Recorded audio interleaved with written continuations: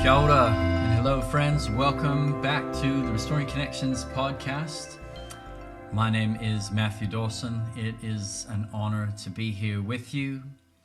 Here at the Restoring Connections podcast, we dive into all kinds of topics around the healing, the deepening, the strengthening of your relationships, particularly the most important relationships that you have in your life, the ones that you want to be able to go the distance. Not every relationship is equal in value. All human beings are equal in value, but not every relationship is equal in value. So we're particularly looking at the kind of relationships, the specific ones that you think, it's very important to me that this person is a part of my life and that we're close all the way to the end. And that doesn't just happen. You got to build resilience into a relationship like that if you want it to endure the trials of life. So we look at personal responsibility, proactive care, powerful communication, and healthy boundaries. Those are kind of our four go-tos. Lots of different ways that you can describe these things. Those are just the ways that we find really helpful. So I hope you find it helpful as well. Today we are diving into a topic that is very, very dear to my heart. As you can see, I'm all alone, which is how I used to do these podcasts, but increasingly lately, I never do them alone. I'm always either with Cora, one of the kids. We're exploring being able to do remote interviews. So hopefully we'll be able to get a little bit more of that kind of action going on as well, because we really want to be able to capture the stories from people who are jumping in and doing the online courses that we have. Because we get to hear all these stories all the time about breakthroughs that people are having in their core relationships, and we thought it would be really cool to be able to interview people and be able to bring some of those stories out. That's the kind of stuff that really encourages us, and I think you might find it encouraging as well. But as you can see, as of today, I'm all alone. Cora is currently in France. We just spent a few weeks over there, and the plan, we were there together as a family, and the plan was that we would bring Cora's mum back to New Zealand with us, and we would have about 6 months with her at least here, because we really needed to look at a long-term care solution for her. I won't go into all the details, but things have been a little bit challenging for her. She's battling a sickness, and so we thought that. But then at the last minute, we realized there's no way we're going to be able to do that. So because her condition has declined so rapidly in the last 6 months. So at the last minute, we realized Mom's not coming back with us. And that means one of us needs to stick around and be able to see this through. So I jumped on the plane with the 4 kids. Cora stayed in France, and she's still there. We've been back here for 5 weeks. And we don't know when we're going to see her again, actually. It's pretty tough. And I thought, what a perfect moment to dive into the topic of, do I need you too much or not enough?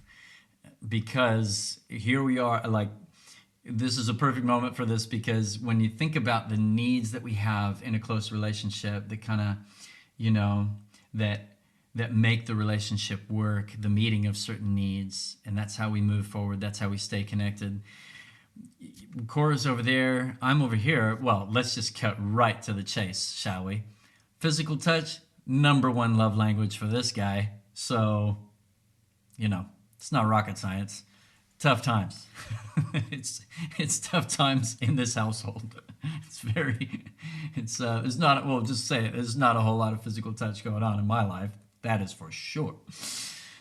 Fortunately, Shiloh loves to snuggle and jumps in my bed every single morning, which I kind of love. Oh dear. So those are snuggles, but no snuggles from Cora. So and that's just one thing. There's all kinds of things there's needs that just can't be met within this current context that we're in right now, and it makes me think of our journey together as a couple and the way that we have grown in this particular area, and the way we've had to learn how to navigate. How do we do this? I was really expecting this need of mine for whatever it is, fill in the blank, for a sense of protection or a sense of, or a level of affection that I was anticipating having or that you would provide in a certain way, or that you would, dish out the snuggles in a certain way. Um, and I know this is going to blow your mind. Cora and I are two completely different people. Can you believe that? I know. It's wild. It's insane. So I'm saying that jokingly, obviously, but these things catch us off guard. There's things that are just so incredibly normal to me. Of course, that's what you do in a relationship. Of course, that's what it looks like to love. And then this other person that you fall in love with, or becomes your friend, or you go into business with, or whatever, or you create, and they're your child. And they're so different than you. They're so different. Their whole way, what it means, like this question of what is love? What does it look like to love? They would see that in a totally different way. There's a totally different wiring. So we end up in this context with unmet needs. And it's funny, as painful as it is, it's really the testing ground. That some of the most precious moments that Cora and I have had together, or even that I've had with my close friends, are moments where we look at each other and we realize, you know what, there's no way I'm going to be able to meet that need. And I'm not even going to try. And that might be because I'm kind of uncomfortable with you even asking that from me. And we try to handle that without judgment, right? There's no point in kind of going, ew, like, what the heck is wrong with you? That's not helpful. But I can still be in control of me. I can sort of, I can not judge you and assume the highest of you, not treat you like there's something wrong with you, but I can still say no, if that doesn't sit well with me. So it may be that I'm uncomfortable with you even asking that of me, or it may be something that I look at and I go, yeah, absolutely. That is a completely legitimate thing to ask, but right now it's just staying in the cards. I just don't have capacity. Maybe I'm battling something in my health, or maybe I'm battling depression, or maybe I'm I don't know, whatever, fill in the blank. Life happens, right? And there's just simply not a capacity to be able to meet that need, or any other kind of. The point I'm trying to make is that we run into these moments where needs are not met, and the question becomes, what do we do? And I have actually, as painful as it is, it's funny, Pain's not really, and you've probably heard me say this a whole bunch, and I say it all the time because I still think it's so profound. But pain really isn't the big issue when it comes to relationships. It's amazing the kind of pain that, like the level of pain that we can get through, that we can endure when we know what the pain is for, when we're not confused, right? So pain and peace can definitely coexist. I can be totally at peace and in a huge amount of pain. Maybe one of my children is going through something really awful, and that doesn't throw me into a huge existential crisis. Sometimes it does, but I'm talking about when it doesn't. And I can just sit in that space and be in a huge amount of pain, but I'm at peace with the situation, with planet Earth, the realities of life. And so we can't say the same thing for peace and confusion, though. When there's confusion, when there's chaos, when it's like, what the heck is going on? That just crushes a relationship. Confusion is just the worst, absolutely the worst. So that's what we really want to avoid. And with that in mind, I've found some of the most precious moments, that's what I was getting at a minute ago, is that some of these the most precious moments are the moments where we realize, I'm not going to meet that need, but I honor you. I don't judge you for having that need, and I love you, and this is what I can do. And I'm hoping that grace is going to be able to make up the difference, and that's a give and take. So with all that in mind, we're looking at, do I need you too much or not enough? Because we can see that love exists within a state of tension. I'm like, I'm very much a harmony kind of a person. I don't run into conflict by any means. It's my natural wiring. It's the sort of, I love saying yes to people. I love agreeing with people. I love to sit around with, and talk about all the things that we agree about. That's kind of just the way I'm wired. But I'll tell you what, I have become more and more convinced of the value of tension. Tension. I know. You're either, when you hear the word tension, you either kind of go negative, negative, or you go, ooh, positive, positive. I don't know how you're wired.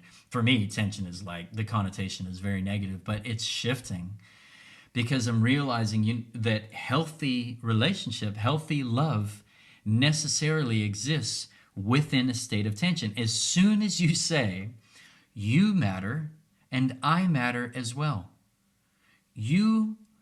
Your thoughts, your feelings, your needs are significant, and my thoughts and needs and feelings are significant as well. Boom, we got tension. If you matter and I don't, well, that's easy. There's no tension. And that's why, and I think it's important to take a step back. I'm always asking myself this question: why am I doing that? Why am I doing that? Am I writing this email? Am I sending this message? Am I looking with this look on my face? Am I engaging in this way as a way of running away from tension? Or am I doing that, because if that's the case, it's kind of like, stop it. Stop doing that. That a healthy relationship actually exists within the state of tension. My dear friend Cindy Rurakeri, she brought this.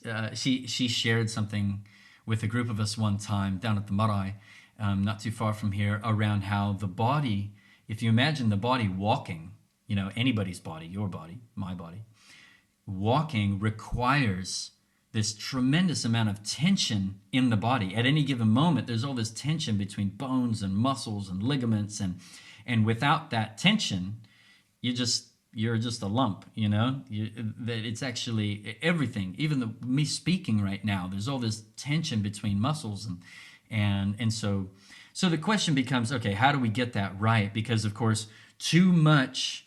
If I depend on you way too much. We look at it kind of like a scale. Imagine you're going to the right of the scale. I got my notes written on my desk here. I got this cool like whiteboard desk kind of thing. And so I've written my notes all over here. On the right side of the scale, I've got, too much. I'm depending on you way too much, or what we call codependence, right? If it's going both ways, I'm depending on you way too much. It's unsustainable. It's basically, I'm putting a weight of expectation. I'm depending on you for things that are far more than what is actually sustainable between us. I'm having an identity crisis basically based on, on your behavior. So my world is wrapped around you. And if you love me, then, then I'm good. If you meet all my needs, then I'm fine. And if you do something that makes me feel rejected, well, I'm crushed. My life is over, right? Okay, I think we can all agree that's unhealthy, right? But then the other extreme, so if you're the kind of person that goes, oh, I would never do that. How ridiculous. Only immature people will do that. Well, track with me, because everybody's gonna, on a bad day, you're gonna veer to, hopefully you just crush it all the time and you just got healthy, wonderful tension all the time, Well, awesome. You should be running this podcast, not me.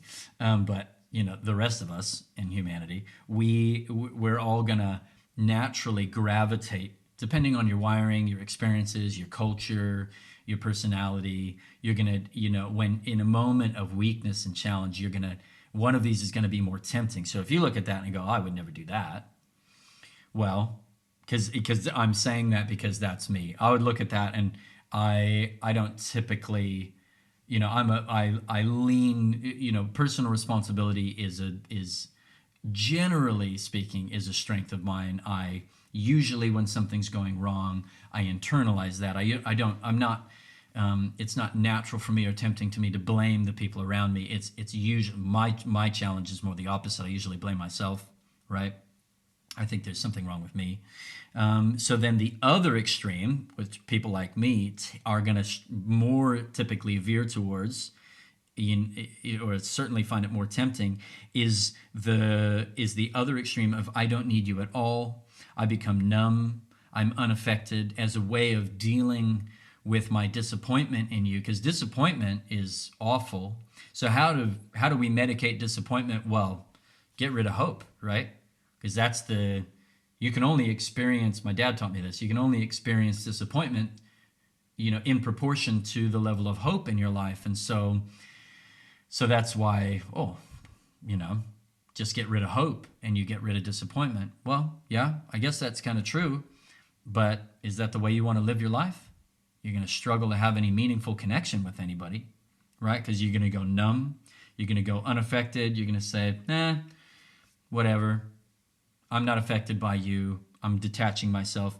And there's no connection. So that's the other extreme, right? Now, sometimes that's completely necessary, like if there's situations of abuse and all that kind of stuff, obviously there needs to be that level of detachment. So just to toss that out, I'm aware of that for sure. But we're talking about stewarding deep connection with the most important people in our lives here. That's what we're really getting at. Okay, my cousin Raphael, he's been sharing with me. He's kind of stoked on this, and I'm finding it really a powerful picture.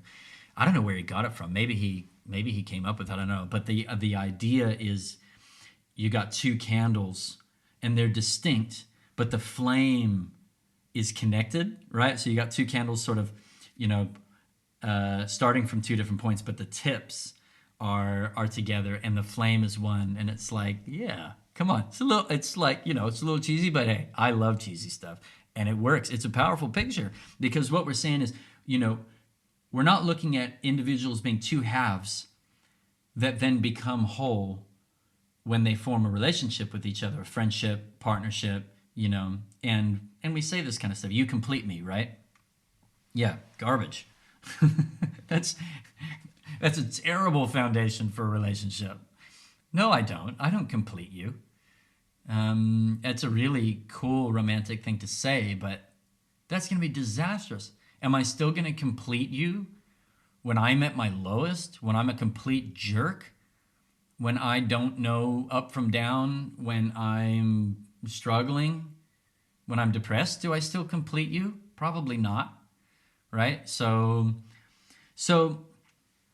let's look at, I want to make this really practical. I want to sort of bring this in and land it in a really practical way.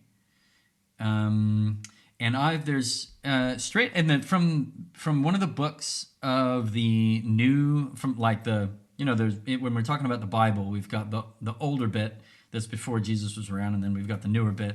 And so track with me, whether or not you are interested in the Bible at all. There's 9 things that are identified in a particular book, and I find them incredibly helpful. And I think regardless of how you view the Bible, or my hunch is that you're going to find this really helpful anyways, because these are all things that are completely normal in our culture, on planet Earth in 2022 anyways, right? So we've got 9 things here that I would basically encourage you to consider. These are the 9 things that I've decided, regardless of your behavior, this is my commitment is to bring this into this relationship. Regardless of whether you meet my needs, regardless of, this is my commitment. This is what I'm bringing in. This is my commitment in my half of this relationship, right? You've got your half, I've got my half. I don't know what you're going to do with your half. I really hope that you bring these 9 things as well, but I don't know if you will. You're in control of you. I can only be in control of me. On a good day, I'm doing a good job of being in control of me. Man, to add trying to be in control of you on top of that, no chance. No chance. There's no way I'm going to be able to do that well. Right? That's a disaster. If I'm trying to be in control of you, I'm probably not going to do either of them. I'm not going to be controlling me well or you well. That's just a train wreck. So forget that. That sucks. But I have got a shot at least doing a good job of being in control of me. Right? Okay, here they are. Not in any particular order. Right? Hope, peace, patience, joy, love, Love is like a pretty broad one, but I'm thinking of this particular, like, I'm interpreting this word, I'm thinking of it as the act of love, as in, like, you know, more than a feeling. Love is a verb, right? It's the actual, what we would call proactive care in our course. It's that sense of, I'm actually feeding this relationship with expressions of care, right? Love. Goodness. That one's pretty broad as well, but I actually really like it. We'll unpack it a little bit. Faithfulness, kindness, and my personal favorite, self-control. Okay? So what I'm saying is, these things are not on the line. These things are, regardless of your behavior, these are my non-negotiables. This is what I am bringing into this relationship. And I'll tell you what, friends, let me be straight up. This is hard. This is like bringing all these 9 things, bringing it into the connection. I'm not saying if you don't bring these 9 things that then you suck. What I'm talking about is that if you don't bring these 9 things, you've got to decide whose problem is that, right? Okay, so let's take hope, for example. I'm so hopeless. I'm so hopeless. Whose problem is that? I'm hopeless, therefore I need you to ... so that I can have hope. No, that's crushing. No one can carry that, right? Peace. I'm out of control. My life is chaos, right? I don't know what the heck is going on. I'm stressed out of my mind because you ... I need you to do all this stuff so that I can be at peace. Man, I'm telling you, friend, that's a slippery slope. That you're giving that person way too much power, right? Way too much power. No one else gets to decide whether or not I'm at peace. Imagine me asking you that question. So tomorrow morning, are you going to have a day that's filled with peace? You're going to go, I don't know. Depends on how everybody treats me. And I'm going, that doesn't sound like that's going to go very well. Because if your life is anything like mine, you're on planet Earth, you're probably not going to get treated all the time the way you want to get treated, And half the time, people are going to do stuff that you interpreted in a particular way, and, what they did is not even necessarily wrong, but it still hurts and it still freaks you out and makes you want to, not makes you want to, it sort of triggers an identity crisis in you. What the heck is going on? There goes my peace. Patience, joy. Maybe you know what it feels like to be partnered with someone who is constantly depressed. And I'm not saying we don't have compassion for that. Absolutely. 100%. Cora and I have both journeyed through times with each other and with others where we've taken turns being the person that's just, it's like you're trying to start the engine and the battery is just flat and it's just click, click. There's nothing there. And try as you may, this is where I get myself in trouble because I'm a real positivity, glass half full kind of a person. I can, try my best to take responsibility for someone else's joy and happiness. And I can keep that up for a little while, but eventually it turns to hate. I'm just calling it what it is. It does. I wouldn't put it in I wouldn't use any other word. I've seen that happen in my own heart. It will turn to hate.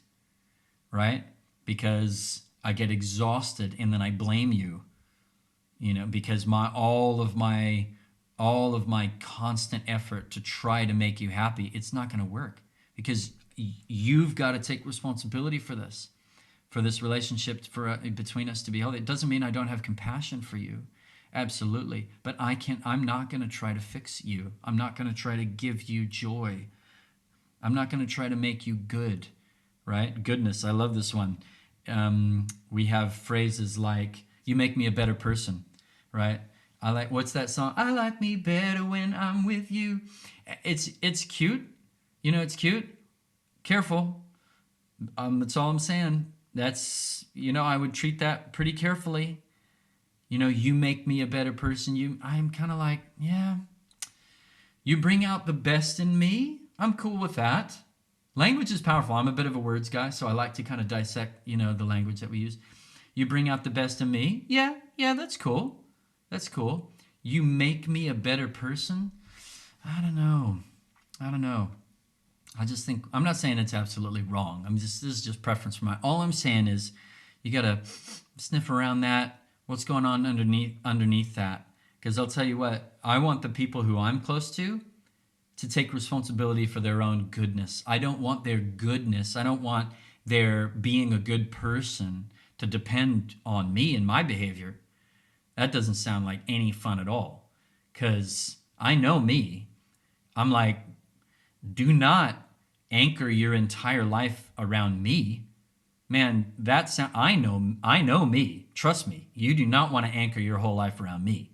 That's not going to go well for you. Faithfulness, right? I will be faithful to you. I will be faithful to you. That is my commitment. That's what I'm bringing in, this kindness. This is a big one for many of us. How could I possibly be kind to you when you do this? Imagine that. Imagine if you completely got rid of your get out of jail free card around kindness, and you took 100% responsibility. Anytime, it's not to say that the other person's shouting at you, right? It's not to say that that's okay, but it is to say, I want you to picture yourself, somebody being able to treat you terribly, but that cannot bring you to a point where you are not kind, because there's something inside of you. There's something inside of you that is resilient and determined to bring these things. And if somebody does something that really hurts you and you react with, in anger and frustration and a total lack of kindness, you may need to forgive that person, because that doesn't mean that, again, it's this, we think, okay, is it all them or is it all me? Well, it's probably both, but I'm going to take responsibility for me, right? And all of these kind of point towards self-control. In some ways, self-control is kind of the banner over this whole thing I'm talking about. So we've established what is not, these are the things that are not on the line. What I mean is, like, by on the line, is these are the things that, regardless of what you bring into the connection, this is what I have determined I will bring. And okay, so getting back to this question, do I need you too much or not enough? Well, the question is, the next question that comes along is, why do I need this from you? This, fill in the blank, whatever it is that you feel like you need, right, from this person. I need them to affirm me more. I need them to spend more quality time with me. I need them to, be more joyful. I need them to, whatever, fill in the blank. If the answer to the question of why do I need this from them is that if I don't get this need met, I cannot have hope. I cannot have peace. I cannot have patience. I can't be patient. I cannot have joy and happiness. I cannot be loving. I cannot be a good person. I cannot be faithful. I cannot be kind. I cannot have self-control. If that is if the answer is I need this from you in order to bring one of these things, any of these to the table, that's too much. That is too much. That's you're basing your life too much on that person. That is a weight that is not appropriate to put on that person. So where do you go with it? Well, I know what I do. I go to God. I go to the Bible, and I get help with getting the healing that I need. I go, okay, what I did, okay, so what's a recent example? Okay, so yesterday, Kiana came to me and she said that she needed help. She's got exams coming up and she needs help with her transport because the exams week at school is totally different. And I'm on my own. Cora's over in France, right? Normally we just sort of get together and figure this out. I can only be in one place at one time. And so this is a stressful moment for me. And I'm sad to say and embarrassed to say that I took that out. I took some of that frustration out on Kiana. I wasn't awful, but I was edgy and not fun. What was I not? I was not kind.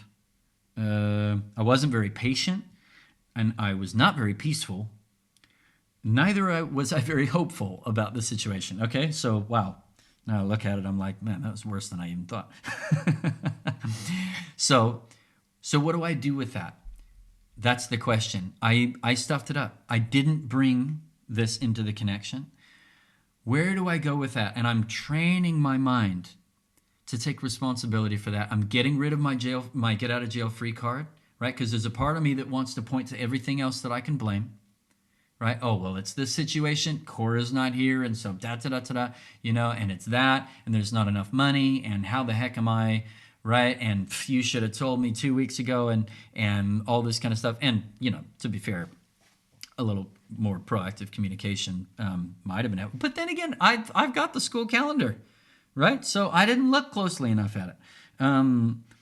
So you could see that creeping in right there. There's a little part of me that just wants to throw Kiana under the bus, but I'm going, no. I'm owning that. I am owning my responsibility. Now, sometimes it's more nuanced than that. Sometimes it is like, hey, there's only so much I can do. But that's very different. Setting a boundary for myself, looking at Kiana and saying, do you know what, darling? This isn't going to work. I'm not going to be able to do that. It's a no from Dad. Notice that on this list of 9 things, you won't find do everything the other person asks you to do. Like, you can do exactly what I just said. I can do that with hope. I can do that with peace and patience, joy, love, all those kind of things. So I'm not saying have no boundaries. No. I'm saying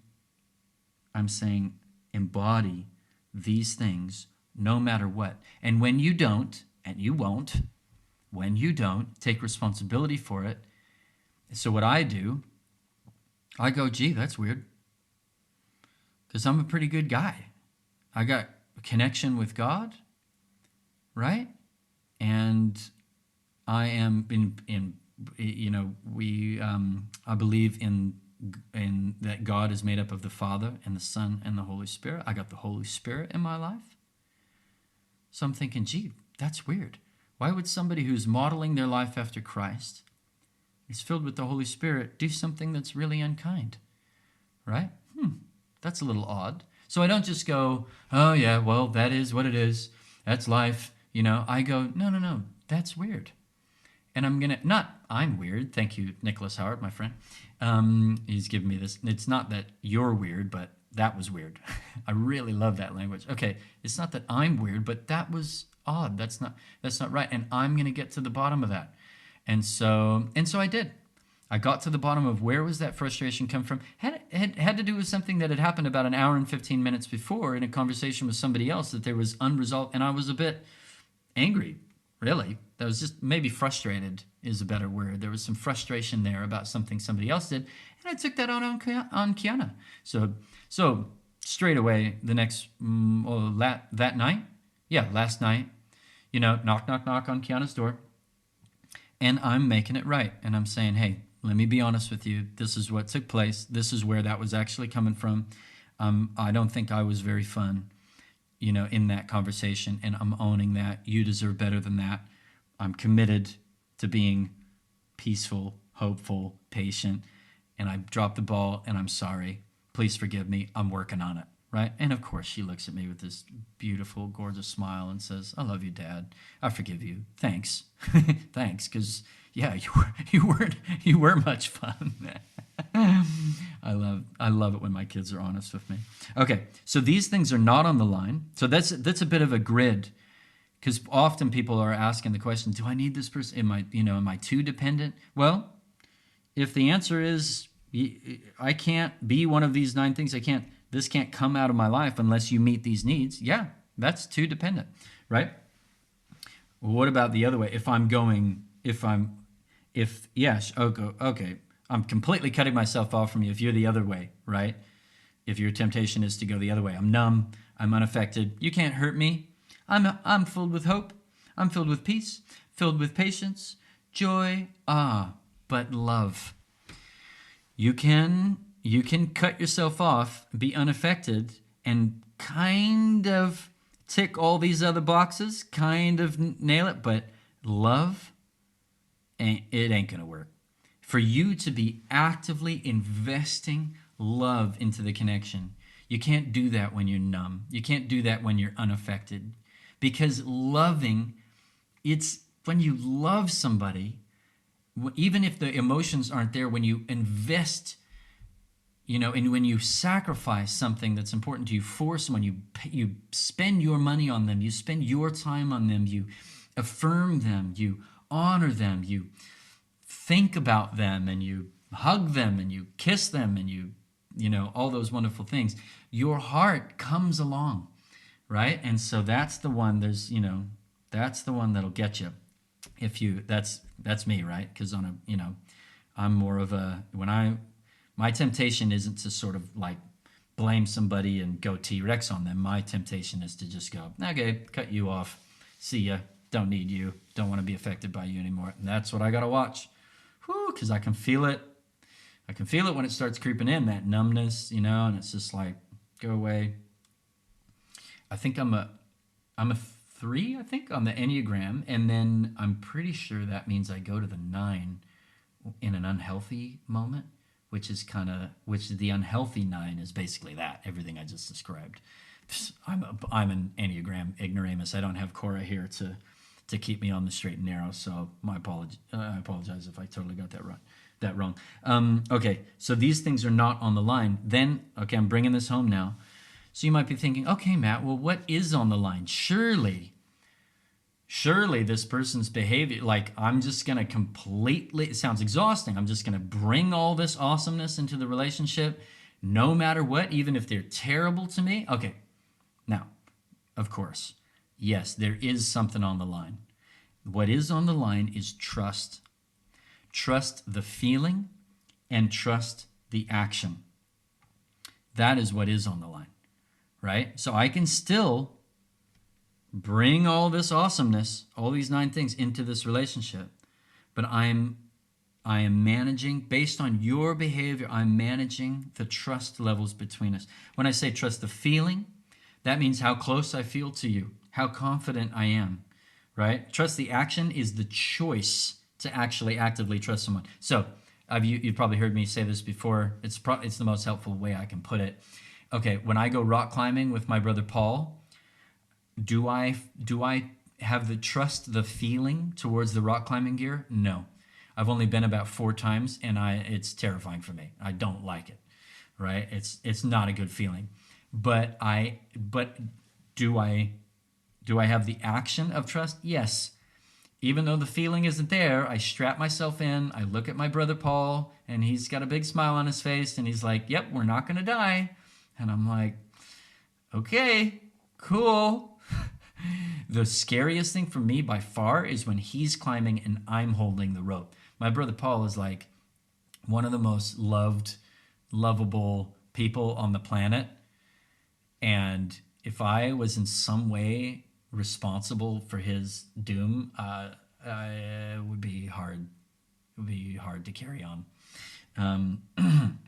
So, without getting too distracted by that, before I start crying about how much I love my brother Paul. Okay, trust. So we've got what is on the line. Trust. Okay, I need this from you, right? So let's say you are depressed. I'm still going to bring hope. I'm still going to bring peace. I'm still going to bring patience. I'm going to okay, all those things. Am I going to feel close to you without you bringing any joy into this connection? Probably not, right? So that's what's on the line. I may not feel close to you. And Cora and I have had that conversation with each other. And I've had that conversation with friends before. Hey, you don't have to meet this need, but I want you to know if you don't, I'm not going to punish you. I'm still going to take responsibility for being awesome, for being fun. But I want you to know I'm not going to feel close to you. I'm not going to feel a whole lot of connection in this relationship. And if it's more significant than that, I may actually have to manage trust the action. The question becomes, if there's very significant needs that are really not getting met, like you are sleeping with other people, I'm thinking of the most extreme thing I can think off the top of my head, or you are abusing the kids, you are abusing me, you are whatever. It's like a whatever, fill in the blank with something. Then the question becomes, will I stay in this arrangement? Right? So I'm still bringing the 9. Whew, that's tough, man. That's tough, but I'm still bringing the 9. But guess what? I get to decide, do I still want to be in this arrangement? Do we need to redefine the level of commitment here? Because if you are not going to meet that need, if you are not going to fulfill certain promises that we made to each other, then I may need to have a fresh look at this arrangement. I might not want to be married to you anymore if you are physically abusing me. I might not want to be your business partner anymore if you are embezzling funds or you're not open with me about what's going on, right? So, or maybe even more in more simple terms, the other thing is, the next question becomes, how much of myself will I share with you? We've had times where, Cora's looked at me, I think I've shared this before, and she said, until I can see a bit of a change in you in this particular area, and she's saying this with a smile on her face, love in her heart. She's saying she's still going to bring the 9. That's not on the line. But she's saying, until I see a change in this, I'm going to withhold the fullness of what's in my heart. I may not share with you everything that's going on in my heart. I'm having a tantrum. Like, you can't do that. But she can. She absolutely can. She gets to decide how much of her heart that she will share with me, how much of her truth that she will share with me. So I'm hoping that's empowering, because you're looking at the 9 and you're going, flip. Okay, I'm going to bring all that all day long, all the time. You probably won't, but you're going to take responsibility for it. You're going to make it right when you don't, clean up your messes when you don't. But I'm hoping that you feel empowered by what is on the line is, I get to manage my trust. Trust the feeling, trust the action. So I'll finish up with a story. So what's today? Wednesday. So this was Monday morning. Shiloh wakes me up at 4 o'clock in the morning. She needs water. She's not feeling well, right? And then I noticed that there's a Marco Polo video, this video messaging app that Cora and I use. There's a Marco Polo video from Cora at 4. I'm thinking, I'm a glass half full kind of guy. I'm thinking maybe there's a breakthrough in the situation over in France. So I want to just, that's just what goes through my mind. So yeah, there's a message. It's probably good news, right? This was not good news. This was terrible news. Cora was basically, she's crying. This is why I always talk about my relationship with Cora, is because I know that she doesn't mind me sharing this. We have all these experiences with all these other people, but I don't necessarily have their permission to talk about it, but I can definitely talk about me and Cora. So she's crying and she's hit kind of a real low, and things are not working out. It's really tough. She's not too sure, what's going to happen. She doesn't know when she's going to see her kids again. And I had even shared some good news back here, and even that, she was just like, had just nothing good to say about that. She had concerns. She just had concerns about things, and I find myself feeling like angry because it is, and so I'm going, ugh, and I'm stressed, and I just feel this level of stress rising up in me, and all of a sudden, what's gonna go? Peace out the window, patience out the window, right? Joy out the window. It's now 7 a.m., right? I wasn't able to get back to sleep. Well, it's probably 6:30, and the kids are all up. I'm making lunch boxes. I'm trying to, Shiloh wants to play Uno, and she wants to play the piano, and she wants to finish coloring in this little picture that her friend Phoebe sent to her in the mail, and and probably 3 or 4 other things, and all these things that I've committed to bringing into the connection with my kids, they're all out the window. There's no peace. I'm grumpy. I'm stressed, right? But I've learned to take a moment and just take a step back and just go, where is this coming from? Why do I feel out of control? What is it going to take for me to get myself back into a good space? Because if the answer to that is I have to rewind the clock and Cora has to not send me that message, well, that's not going to work, right? And you know what? I realize what it is.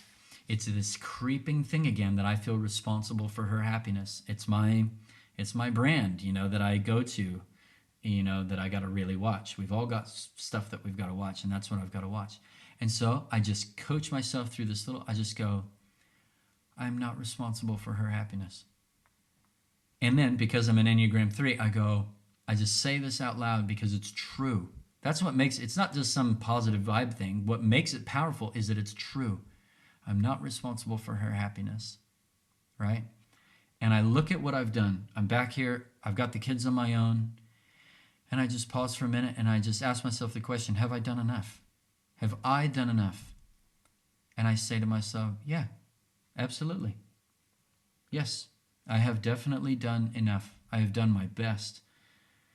And just peace just washes over me. And I just go, and all of a sudden that anger is replaced by compassion.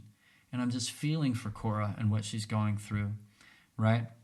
So then 8 o'clock comes around and and that's when we have our call every morning. And I'm in a totally different space and we're talking and I'm able to just listen. I'm supposed to be in the gym by 8:30, right? Because that's one of the ways that I'm staying sane and one of the ways I'm still being hopeful and peaceful and patient and joyful, all these things, is I get my time at the gym in the morning. But I made a choice. I decided, you know what? Forget my gym time today. I'm just going to listen to my wife's heart. But I'm not doing it because I have to, right? Because remember, I get to decide how much of me will I share, am I comfortable with this arrangement right now that we're having? Because you know what? What if I was to say, darling, I love you dearly. This is my gym time and I need to go. She would have said, oh, that's tough, but okay. But I made an active choice. I said, I'm going to hang in there. So we chatted on the phone for about 45 minutes, almost an hour. And we get to the end of it and I'm like, okay, cool. And then I notice that my lights have been on the entire time. Because that's how I am. I think I miss little details. When I have a change of rhythm, I miss these little details. And I go to start my car and the battery's flat. And I'll tell you what, if you can just picture it, can't you? You can just picture it. I knew it. Stupid freaking dirt, life and Cora and kids and the world and that. But I'm not going there. I'm not going there because I'm making that choice. I'm coaching myself through that. I am responsible for me. And so I just laughed. I said, well, I guess that's the result. That's what happened. Not like, oh, well, that's what you get. But kind of for me, I just laughed. I'm like, yeah, I made a choice to take this time with her. And this is part of the consequence of that choice. That's not her fault. That's me. So I'm going to deal with that. Fortunately, there was this awesome group of young dudes. As I started interacting with them, I found out that they were from India and they were working, on some telecommunication thing. I mean, it's dumping down rain, it's muddy, and they're out there digging this trench and just legends. And I'm like, here I come in the rain, across the road. Homies, bros, any chance that you'd be willing to help me jumpstart the car? I got the cables, I got the hood up, I'm all ready to go. And of course, it's just like, yeah, absolutely, totally. So they bring the van around and jumpstart and everything's all good. Okay, friends, I hope that you find that helpful. Do I need you too much or not enough? Hopefully I've given you a bit of a grid that you can kind of, ask yourself that question. And it's not just a once off, you're constantly navigating, keeping that healthy amount of tension. Or I don't want to go numb, don't want to get unaffected, don't want to lose a sense of connection and love, right? But neither do I want to go into codependence, identity crisis, too much, unsustainable. We're sticking in that healthy tension, and hopefully that's given you a few tools as to how to do that. I'll leave it at that. Next up, I think in the next, maybe a few episodes. I don't know. Maybe we'll cover it in one, but we might do a few. I'm hoping that my daughter Eva is going to jump in with me, and we are going to be diving into how do I dismantle an atomic bomb conversation. And we're going to be looking specifically, this is kind of around the personal responsibility side of things, what we did today. That one's going to be more on the powerful communication side. We're looking at really, really stupid communication tools that many of us use. I still struggle with some of these. You'll probably recognize that you do some of them or that you hear some of them. They're quite normal, but they're super unhelpful. And then dismantling, disarming responses to these kind of communication tools. And then we'll look at different communication tools that could be a lot better. So that should be pretty cool. I think you're going to find that helpful. It's certainly stuff that I've found helpful. All right. See you later. We hope you found the conversation and stories on today's podcast helpful and insightful. If you want to go deeper, Restoring Connections offers online courses that cover key topics like personal responsibility, proactive care, powerful communication, and healthy boundaries. Go to www.restoringconnections.nz for more information. This podcast is funded by generous supporters from all over the world. Please consider supporting by going to the Restoring Connections website and hitting the Contribute button. By partnering with us, you're helping to provide mentoring, workshops and training to others who are also restoring their connections.